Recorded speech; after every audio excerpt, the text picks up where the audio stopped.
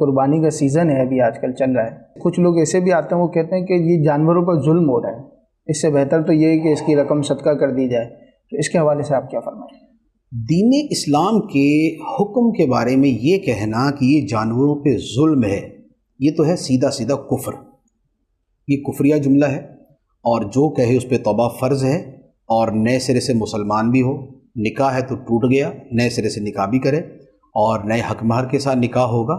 تو لہٰذا دین اسلام کے احکام کو ظلم کہنا یہ سراسر جو ہے یہ کفر ہے، اور مسلمان سے متصور نہیں ہے کہ وہ ایسی بات کہے، کیونکہ جانوروں کا ذبح اور قربانی جو ہے یہ ہر آسمانی دین میں ہے، عیسائیت میں، یہودیت میں، یہ تورات میں، انجیل میں، بائبل کے اندر اس کی پوری تفصیلات موجود ہیں، اور اسی طرح قرآن مجید کے اندر بھی قربانی کا تذکرہ موجود ہے۔ ان صلاتی و نسکی